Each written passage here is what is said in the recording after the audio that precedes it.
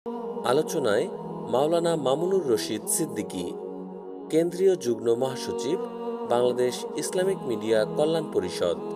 হুজুরের mobile number 01712773951।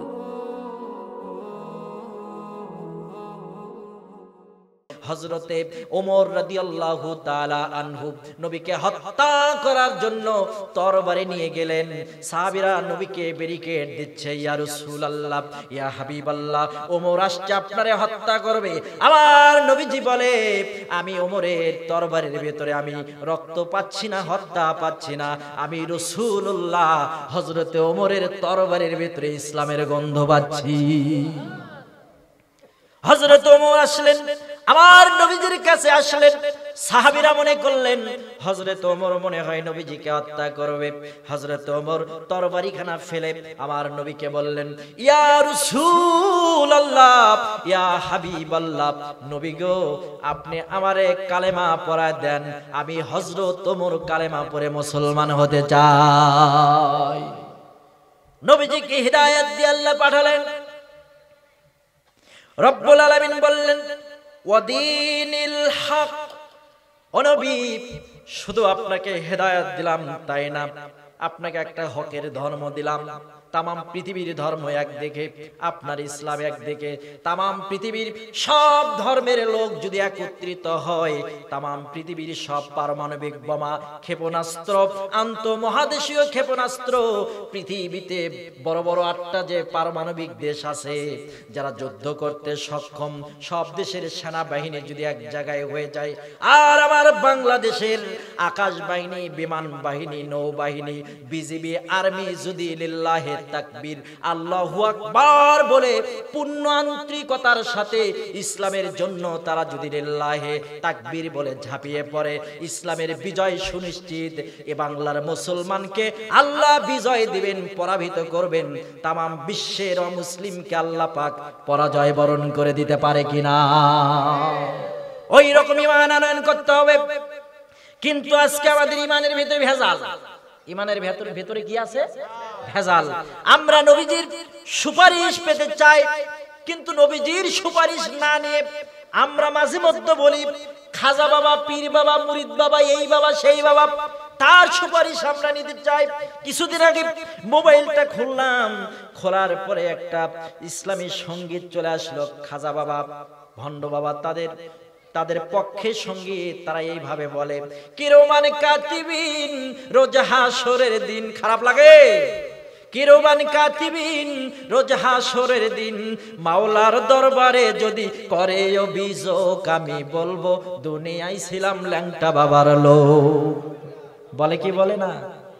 কি বলে কি বলে না? আমি বলি এই গানটাতে এইভাবে লানেকে এইভাবে বলা দরকার ছিল। কিরমান কাতিবিন রোজ হাসরের দিন, কিরমান কাতিবিন রোজ হাসরের দিন, তোরা যারা ছিলি ল্যাংটা বাবার লোক, তোদের জুতা মাইরে কইব জাহান্নামে ঢোক। কথা কোন ঠিক কি? তোদের জুতা মাইরে কইব জাহান্নামে ঢোক। বলা দরকার ছিল এইভাবে, কিরমান কাতিবিন রোজ হাসরের দিন, কিরমান কাতিবিন রোজ হাসরের দিন, মাওলার দরবারে যদি করে অভিযোগ, আমি বলবো দুনিয়ায় ছিলাম মুহাম্মদের লোক, আমি বলবো দুনিয়ায় ছিলাম নবীজির উম্মত, আমি বলবো দুনিয়ায় ছিলাম রাসূলুল্লাহর লোক। তুমি হেলাল বাবার, খাজা বাবা আর ল্যাংটা বাবার লোক হয়ে কি জান্নাতে যেতে পারবা?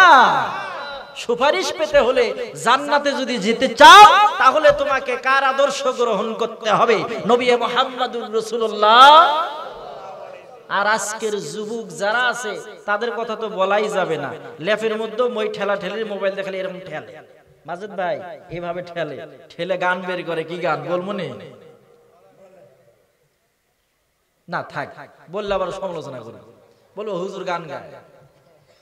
আছে না? বউ না থাকলে ঠান্ডার দিনে কেমন করে ঘুম আসে, বলে কি বলে না? ও যার বউ নাই ঘরে সেই জানে, ও যার বউ নাই ঘরে সেই জানে, দাদা বিয়া আমায় কইরা দে। বলে কি বলে না? যুবকেরা কথা বলো, ঠিক কিনা? এখন যুবকদের দেখা দেখি মেয়েরাও গায়, কয় জামাই না থাকলে ঠান্ডার দিনে কেমন করে রাত কাটে, ও যার জামাই নাই ঘরে সেই বোঝে, ও যার জামাই নাই ঘরে সেই বোঝে, দাদা বিয়া আমায় কইরা দে। আর যুবকেরা এখন কিটকিট করে হাসতেছে, হুজুর তো ভালো লাইনে আছে। মানে এগুলো মাঝে মধ্যে না দিলে তো জনগণ তো শুনে তৃপ্তি পায় না। এগুলো ওয়াজের ভেতরে ল্যাকিংস দেওয়া লাগে, তাহলে ওয়াজ সাথে। আর কোরআন হাদিসের ওয়াজ করলে তেমন একটা শুনতে চায় না। কিন্তু এই কক্সবাজারের মুসলমান কোরআনের ওয়াজও শুনতে চায়। সুবহানাল্লাহ বলেন। সম্মানিত ভাইয়েরা আমার, যেটা বলছিলাম, কাফেররা নবীজিকে নেতা মানতে চাইলেন না, তারা মুহাম্মদের উপরে চড়াও হয়ে গেলেন, আমার নবীজির উপরে চড়াও হয়ে গেলেন। বলেন তো, আমার নবীজির উপরে আল্লাহ রাব্বুল আলামিন যে ইসলাম দিয়েছেন, যে কোরআন দিয়েছেন, আল্লাহ রাব্বুল আলামিন বললেন ওয়াদিনিল হক, সত্য একটা দিন, কমপ্লিট একটা guideline. Islam is the complete code of life. ইসলাম হচ্ছে মানব জাতির পরিপূর্ণ জীবন বিধান। সুবহানাল্লাহ বলেন। এই ইসলামে, কোরআনে এমন কোন বিষয় নাই পারিবারিক জীবন থেকে রাষ্ট্রীয় জীবন পর্যন্ত যা কিছু প্রয়োজন, কেমনে ঘর চলবে, কেমনে ইউপি নির্বাচন চলবে, ইউপি ভবন চলবে, কেমনে ডিসি কার্যালয় চলবে, কেমনে এমপির কার্যালয় চলবে, কেমনে মন্ত্রীর কার্যালয় চলবে, কেমনে বঙ্গভবন চলবে, কেমনে সংসদ ভবন চলবে, সব কিছু কোরআনে আছে না? না, সব কিছু কি আছে? কোরআনে আছে। ওয়াদিনিল হাক্কি লিযুহিরাহু আলাদ-দীনি কুল্লিহি ওয়ালাউ কারিহাল মুশরিকুন।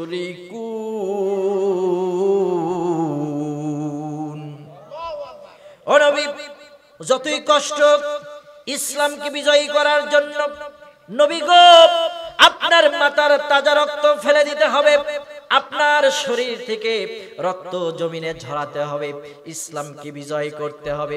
নবীজিকে আল্লাহ পাক এত ভালোবাসলেন, আল্লাহ পাক বললেন, নবী গো, আমি আদম নবী সৃষ্টি করে দিলাম আদম সফিউল্লাহ, নূহ নবীকে সৃষ্টি করার পর দিলাম নূহুল্লাহ, আমি ঈসা নবীকে সৃষ্টি করার পর দিলাম ঈসা রূহুল্লাহ, মুসা নবীকে সৃষ্টি করার পর দিলাম মুসা কালিমুল্লাহ, ইব্রাহিম নবীকে সৃষ্টি করার পর দিলাম খলিলুল্লাহ।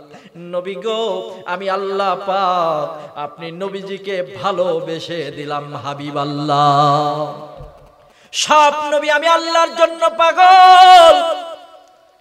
ও নবী, একমাত্র আপনি মুহাম্মাদুর রাসূলুল্লাহ সাল্লাল্লাহু আলাইহি ওয়াসাল্লাম, আপনার জন্য আমি আল্লাহ নিজেই দিওয়ানা। সুবহানাল্লাহ বলেন। ও নবী, আপনার জন্য আমি পাগল, আমি পাগল দিওয়ানা। কারণটা কি? কেন আমি পাগল জানেন? আপনি যেদিন মেরাজে আসলেন, আপনার জুতা নিয়ে যখন আপনি আরশে আজিমে প্রবেশ করবেন, আপনি যখন জুতাটা খুললেন, আমার নবীজি জুতাটা খুললেন, আল্লাহ পাক বলে, ইয়া রাসূলুল্লাহ, ইয়া হাবিবাল্লাহ, নবী গো, আপনি কেন জুতা খোলেন? আমার নবীজি বলে, আল্লাহ, আপনার আরশের সম্মান আমি নবীজি নষ্ট করতে চাই না, আমার জুতার ভেতরে ধুলা আছে, এই ধুলা আপনার আরশে যেন না লাগে। আল্লাহ বলে, ইয়া রাসূলুল্লাহ, ইয়া হাবিবাল্লাহ, আপনি জুতা খুলবেন না, আপনার জুতা মুবারকের ধুলা পেয়ে আমি আল্লাহর আরশ ধন্য হয়ে যাবে। সেই নবীকে আল্লাহ পাক সৃষ্টি করলেন। আমরা কত সৌভাগ্যবান, সেই নবীর আমরা উম্মত, আখিরি নবীর উম্মত। আমার নবীজি বলেছেন, শেষ নবীর উম্মত যারা মৃত্যুর সময়ে কালেমাতুত তয়্যিবা পড়বে, লা ইলাহা ইল্লাল্লাহু মুহাম্মাদুর রাসূলুল্লাহ। মৃত্যুর সময় যদি কালেমা নসিব হয় ঈমানের সাথে, আল্লাহর নবী বললেন তার উপরে আল্লাহ পাক জাহান্নামের আগুন হারাম করে দিবে। আমরা সেই নবীজির উম্মত। আমার নবীজিকে আল্লাহ বললেন, হে ইয়া রাসূলুল্লাহ, ইসলামকে বিজয়ী করে দেওয়ার জন্য আপনার রক্ত দেওয়ার প্রয়োজন হতে পারে, আপনার অর্থের প্রয়োজন হতে পারে। নবী গো, আপনি পিছু পা হবেন না। আমার নবীজি আস্তে আস্তে করে দাওয়াত দিলেন।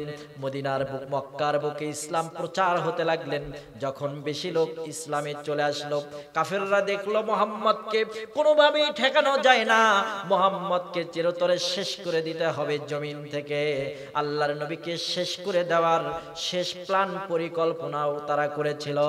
এমনকি বদর যুদ্ধের সময় এক নিয়ে রাসূলুল্লাহ পাহাড়ের উপরে গিয়ে আল্লাহর কাছে দোয়া করে বললেন, আল্লাহ, এই বদর প্রান্তরে তুমি যদি মুসলমানদের বিজয় না দাও, তাহলে ইসলাম এই জমিন থেকে মুছে যাবে।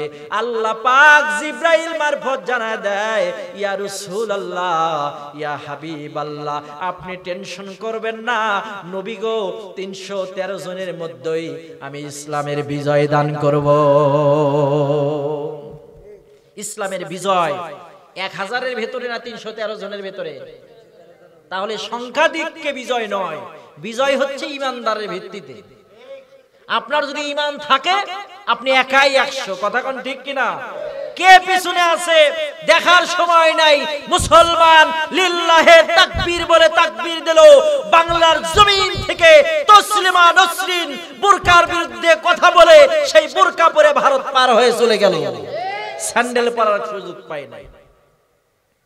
স্বাধীনতার বয়স বেঁধে 50-এতে পা দিলাম, নেতারা সবই পেল, আমরা বলো কি পেলাম? নেতাই নেতাই গুতাগুতি, জনগণের কর্ম শেষ। নেতাই নেতাই গুতাগুতি, জনগণের কর্ম শেষ। দেখতে দেখতে গোল্লায় গেল আমার সোনার বাংলাদেশ। হাই, দেখতে দেখতে গোল্লায় গেল আমার সোনার বাংলাদেশ। বিশাল একটা গোল্লা দিয়ে উপহার দিয়ে চলে গেছে বুবুজান। কথা কোন ঠিক কিনা? ব্যাংক ব্যালেন্সে গেলে এক ব্যাংকের টাকা আরেক ব্যাংক দেয় না। কথা বলেন ঠিক কিনা? আপনাদের যাদের এটিএম কার্ড আছে, এক ব্যাংকের টাকা আরেক ব্যাংক দেয় না। বাংলাদেশে অর্থনৈতিক ভাবে এতটা পঙ্গু এবং ভঙ্গুর করে দিয়ে চলে গেল, এ বাংলার মুসলমানের রক্ত ঘামানো টাকা তিল তিল করে যারা খেয়েছে। ডক্টর ইউনূসকে তোমরা চেনো না, ডক্টর ইউনূস চায়ের দোকানদার নয়। কথা বলেন ঠিক কিনা? ডক্টর ইউনূস স্যার, উনি হচ্ছেন বিশ্ব আন্তর্জাতিক খেলোয়াড়, নোবেল বিজয়ী। তুমি চা বিক্রি করে দেশ চালাও, আর নরেন্দ্র মোদী আমার বাংলার সম্পদ, সে যাই করুক, যারা দুর্নীতি করে টাকা বিদেশে পাচার করেছো, আঙ্কির আঙ্কির হিসাব নিয়ে তোমাদেরকে ছেড়ে দেওয়া হবে। সম্মানিত ভাইয়েরা আমার, বলছিলাম সংখ্যা দিয়ে ইসলামের বিজয় হয় না। আপনার আমার যদি বিন্দু পরিমাণ ঈমান থাকে, ওই ঈমান দিয়ে বিজয় দিবেন কে? আল্লাহ পাক বিজয় দিবেন। সেই ঈমানদার হওয়ার দরকার আছে না নাই? যদি ঈমানদার হতে চান, তাহলে আপনাকে কিছু কাজ করতে হবে। যে কাজের কথা আল্লাহ রাব্বুল আলামিন কোরআনুল কারীমে সূরাতুস সফ 61 নাম্বার সূরা, 61 নাম্বার সূরা, সূরার নাম হলো সূরাতুস সফ। সফ মানে ভাবে সারিবদ্ধভাবে দাঁড়ানো, সারিবদ্ধভাবে দাঁড়ানো। তার মানে বদরের যুদ্ধের সময় মুসলমানদের যখন বিজয় হয়ে গেল, আল্লাহর নবীজি সাহাবীদেরকে নিয়ে নিয়ে বদরের প্রান্তরে চলে গেল। যাওয়ার পর দেখো অসংখ্য লাশ পড়ে আছে। আমার নবীজি নখ দিয়ে দিয়ে সাহাবীদেরকে দেখালেন, যাদের ঘাড়ের পিছনে তরবারির আঘাত, ওদেরকে 313 জন মুজাহিদ, মধ্যে মুজাহিদ কোন মুসলমান হত্যা করে নাই। স্বয়ং আল্লাহ আসমান থেকে ফেরেশতা দিয়ে তাদেরকে হত্যা করে দিয়েছে। সারিবদ্ধভাবে বদরের সময় ফেরেশতারা সারিবদ্ধভাবে দাঁড়িয়ে গেল। ফেরেশতাদের মাথার ভিতরে ছিল হলুদ কালার পাগড়ি। সুবহানাল্লাহ বলেন।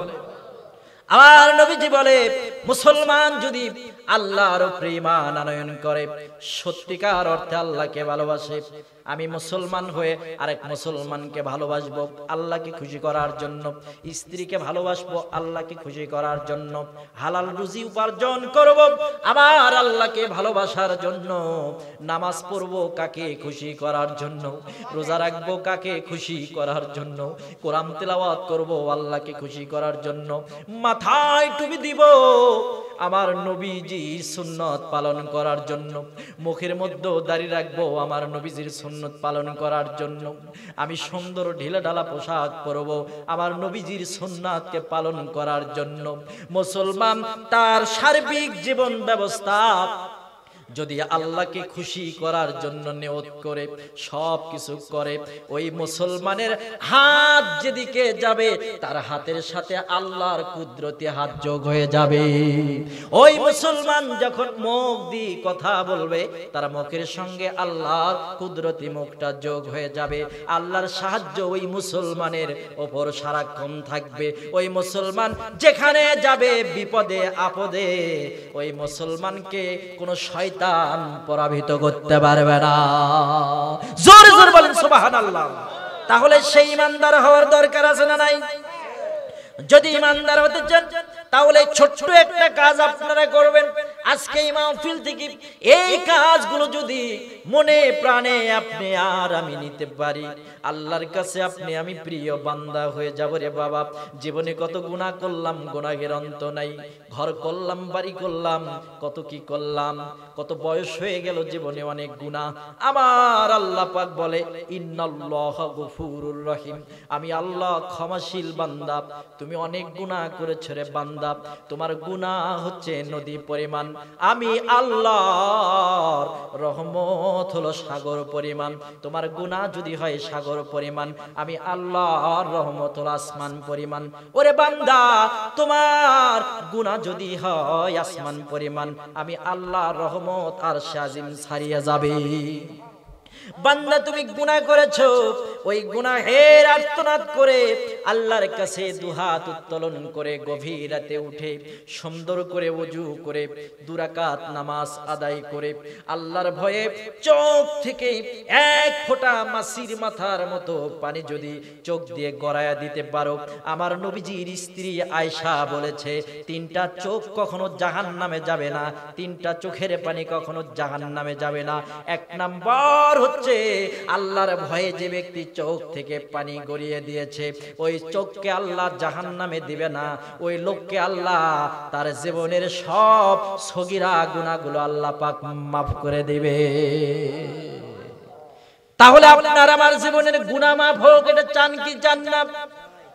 যদি জীবনের গুনাহ মাফ করাতে চান রে বাবা, এই তাফসীর মাহফিলে বসেছেন, এই ইসলামের এই সামিয়ানার নিচে বসে আছেন, জান্নাতের বাগানের ভেতরে বসে আছেন, 1 ঘন্টা যদি কোরআনের কথা শুনেন, 500 রাকাত নফল নামাজ পড়লে যে সওয়াব হবে, ওই 500 রাকাত নফল নামাজের সওয়াব আল্লাহ পাক আপনার আমলনামায় দিয়ে দিবে। কত বরকতের জায়গায় বসে আছেন রে বাবা। এখন যদি ঘরে থাকতেন তাহলে আপনি নেকি পাইতেন না, সওয়াব পাইতেন না। ঘরের ঘরে ঘুমের ঘরে আপনি যদি মৃত্যুবরণ করতেন, হয়তোবা আপনাকে আমাকে জাহান্নামেও চলে যাওয়া লাগতো। এখন আপনি তাফসীর মাহফিলে বসে আছেন, এই মুহূর্তে এট দিস মোমেন্ট, এই মুহূর্তে যদি আপনার জীবন চলে যায় রে বাবা, অবশ্যই আপনার নামটা আমার আল্লাহ জান্নাতের খাতায় লিখে দেবে। নবীজি জান্নাতের সুপারিশ করবে, জোরে বলেন সুবহানাল্লাহ। রহমতে আলম নূরে মোজাসাম, বলেন রহমতে আলম নবী নূরে মোজাসাম।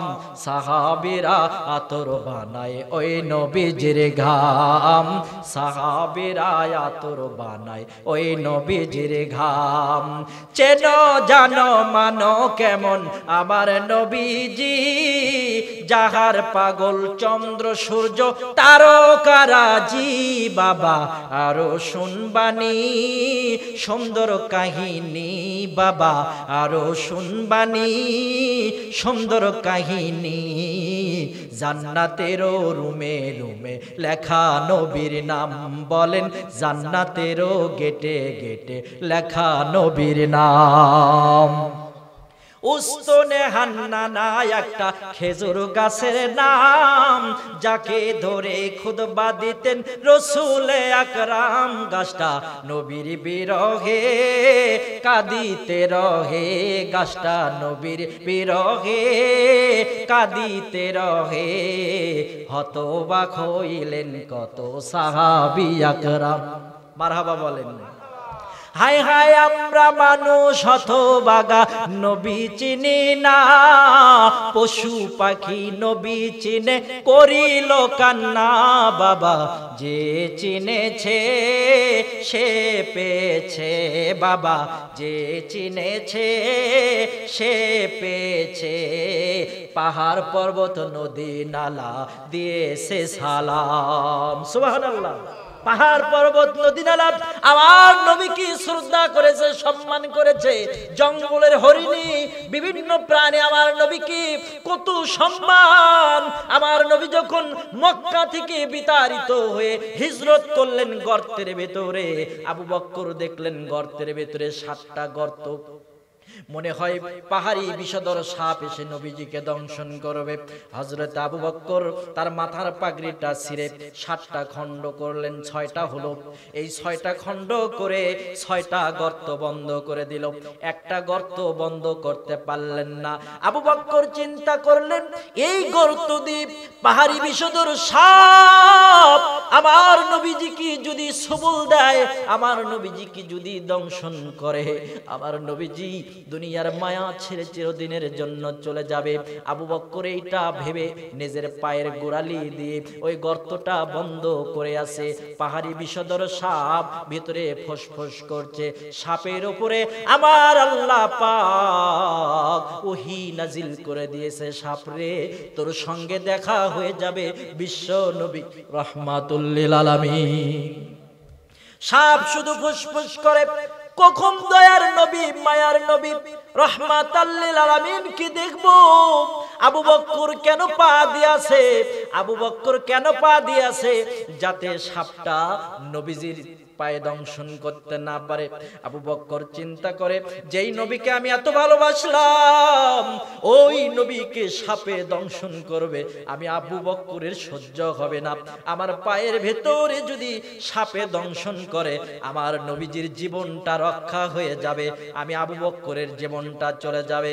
কাল হাসরের ময়দানে আল্লাহকে বলবো, আল্লাহ তোমার নবীর জন্য, তোমার হাবিবের জন্য আমি আবু বকর জীবনটা দিয়েছি, আমার জীবনটা বড় ধন্য হয়ে যাবে। ইতিমধ্যে একটা বিষয়, পাহাড়ি বিষধর সাপ আবু বকরের পায়ের মধ্যে শেষমেশ দংশন করে দিল। আবু বকরের পায়ের ভেতরে বিষের প্রতিক্রিয়া শুরু হয়ে গেল। আবু বকর রাদিয়াল্লাহু তাআলা আনহু কান্না করছে। এমন সময় কান্না বিজড়িত কণ্ঠ মুহু মুহু করে ভেসে উঠছে, আমার নবীজি ঘুমে গেছে। আবু বকরের রানের উপর মাথা দিয়ে নবীজি ঘুমায়। আবু বকর যে কাঁদে আমার নবী বুঝতে পারে না। যখন আবু বকরের চোখ থেকে এক ফোঁটা পানি করে আমার নবীজির গালের উপরে পড়লেন, আমার নবীজির ঘুম ভেঙে গেলেন। আবু বকর হলো আমার নবীজির শ্বশুর, হযরত আয়েশা সিদ্দিকা রাদিয়াল্লাহু তাআলা আনহার বাবা। আমার নবীজি বলে, আবু বকর আপনি কি ঘুমান নাই, আপনার কি হয়েছে? আবু বকর বলে, ইয়া রাসূলুল্লাহ, ইয়া হাবিবাল্লাহ, পাহাড়ি বিষধর একটা সাপ আমার পায়ের ভিতরে দংশন করেছে। আমার নবীজি থুতু মুবারক হাতের আঙ্গুলের মধ্যে নিলেন, বিসমিল্লাহ শরীফ বলে আবু বকরের ওই ক্ষতস্থানে লাগায়া দিলেন। আবু বকর বলে, আমার নবীজি যখন ক্ষতস্থানে তার থুতু মুবারক লাগায়া দিলেন, সঙ্গে সঙ্গে আমি আবু বকরের সাপে কাটা সেই ব্যথা, সেই বিষটা বন্ধ হয়ে গেল। জোরে জোরে বলেন সুবহানাল্লাহ। সম্মানিত ভাইয়েরা আমার, আমার নবীজি দ্বীনের জন্য, ইসলামের জন্য কত না কষ্ট করলেন। ওই রকম কষ্ট আপনাকে আমাকে করতে হবে। ইসলামকে বিজয়ী করার জন্য কোরআনের আইন কি জমিনের মধ্যে প্রতিষ্ঠিত করার জন্য আমার নবীজি যার পর নাই আমার নবীজি কষ্ট করেছে। হযরত আলী রাদিয়াল্লাহু তাআলা আনহু একদিন নবীজির ঘরের মধ্যে ঢোকার পর দেখে আমার নবীজির পিঠের মধ্যে খেজুরের বানানো রশির দাগ দেখা যায়। আমার আলী বলে, ইয়া রাসূলুল্লাহ, ইয়া হাবিবাল্লাহ, নবী গো, আপনি তো সরওয়ারে কায়নাত, আপনি তো রাহমাতাল লিল আলামিন, আপনি তো মরুর দুলালি, আপনি তো মা আমিনার নয়নমণি, আপনি তো দুজাহানের কামিয়াবি, নবী গো, আপনি তো আল্লাহ পাকের রাসূল, আপনি এত কষ্ট করেন কেন? ইয়া রাসূলুল্লাহ, ইয়া হাবিবাল্লাহ, সুন্দর করে ঘুমানোর জন্য, আরাম করার জন্য আমি একটু জাজিমের ব্যবস্থা করে দেই। আমার নবীজি বলে, আলী, আমি আরাম করার জন্য দুনিয়ায় আসি নাই। ও আলী, আমি আরাম করার জন্য দুনিয়ায় আসি নাই রে আলী। আমি নবীজি আল্লাহর কাছে যদি বলতাম, আল্লাহ তুমি আমার শান্তির ব্যবস্থা করে দাও, আল্লাহ উহুদ পাহাড়কে স্বর্ণে পরিণত করে দিত। সুবহানাল্লাহ। আল্লাহর কাছে আমার নবীজি কোনোদিন সম্পদ চায় নাই। আমার নবীজি রাহমাতাল লিল আলামিন, আল্লাহর কাছে কোনোদিন কোনো সুখ সামগ্রী, কোনো ভোগের বস্তু চাই নাই। আমার নবীজি শুধু উম্মতের জন্য বারবার কেঁদেছে। তায়েফে চলে গেলেন দাওয়াতটা নিয়ে। তায়েফবাসী না বুঝে নবীজির মাথার মধ্যে পাথর মারলেন। শোনো নবীর উম্মতেরা, হয়ে আজি দিশাহারা, কোরআন হাদিস ছেড়ে চলো যখন যাহা চায় মনে, কোরআন হাদিস ছেড়ে চলো যখন যাহা চায় মনে, নবী বিনে কে তরাবে ফুলসিরাত মিজানে, নবী বিনে কে তরাবে ফুলসিরাত মিজানে। দয়ার নবী জীবন ভরে দিনের লাগি কষ্ট করে, দাম দান শহীদ করিলেন উহুদেরই ময়দানে, দান দান শহীদ করিলেন উহুদেরই ময়দানে, নবী বিনে কে তরাবে ফুলসিরাত মিজানে। কেমন এতিম নবী আমার, মাতা পিতা নাই যে তাহার, তারপরও কত মারা মারলো তাকে দুশ্মনে, নবী বিনে কে তরাবে ফুলসিরাত মিজানে। নবীর মায়া নাই কি তোমার, কেমনে দুঃখ দাও যে আবার, দরুদ পড়ো স্মরণ করো, দরুদ পড়ো স্মরণ করো, প্রথম ঘাটি কাফনে, নবী বিনে কে তরাবে ফুলসিরাত মিজানে। কথা কোন ঠিক কিনা? আমার নবীজি কত কষ্ট করলেন দিনের জন্য, উহুদের ময়দানে দান দান মোবারক শহীদ করে দিলেন। আমার নবীজি কত কষ্ট করলেন। আমার নবীজি ছিলেন আল্লাহ পাকের প্রিয় হাবিব, আল্লাহ পাকের দোস্ত, তারপর নবীজি কত কষ্ট করেছেন। ওই নবীজির উম্মত হইয়া আমাদের কষ্ট করার দরকার আছে না নাই? কারা কারা নবীজির জন্য কষ্ট করবেন? মুখের মধ্যে দাঁড়িয়ে রাখবেন, 5 ওয়াক্ত নামাজ পড়বেন, রমজান মাসে রোজা রাখবেন, হালাল খাবেন, হারাম খাবেন না রে বাবা। আজকে ফজর থেকে নামাজ পড়বেন, আল্লাহর কাছে দোয়া করে দিলাম, ও আল্লাহ, কক্সবাজারের মুসলমান তারা হাজারো দর্শক হাত উঠায় আল্লাহ তোমার কাছে বলল তারা নামাজ আর ছাড়বে না। আল্লাহ তুমি তাদেরকে নামাজি বানায় দিও, জোরে বলেন আমিন। আমি বলছিলাম আমার নবীজি যদি এত কষ্ট করে, আমরা সেই নবীজির উম্মত, আমাদেরকেও কষ্ট করতে হবে। কোরআনের নির্দেশনা মোতাবেক কিছু পয়েন্ট আল্লাহ পাক কোরআনের মাধ্যমে আমাদের উপরে নাজিল করে দিলেন। তোমরা যদি এগুলো অনুসরণ করো তোমরা জান্নাতে চলে যাবা, বিনা হিসাবে জান্নাতে চলে যাবা। এমন একটা ব্যবসা, যে ব্যবসা করলে জাহান্নামের আগুন থেকে তোমরা মুক্তি পাবা। আমার নবীজি সাহাবীদেরকে বললেন এমন একটা ব্যবসা তোমরা করবা, যে ব্যবসা করলে আল্লাহ তোমাদেরকে জাহান্নাম থেকে মুক্ত করে দিবে। সাহাবীরা বলে ইয়া রাসূলুল্লাহ, ইয়া হাবিবাল্লাহ, কি সেই ব্যবসা? আল্লাহ জিবরাইল মারফত ওহী নাজিল করে দিলেন। আবার নবীজির উপর আল্লাহ পাক করলেন, ইয়া আইয়ুহাল্লাযীনা আমানু হাল আদুল্লুকুম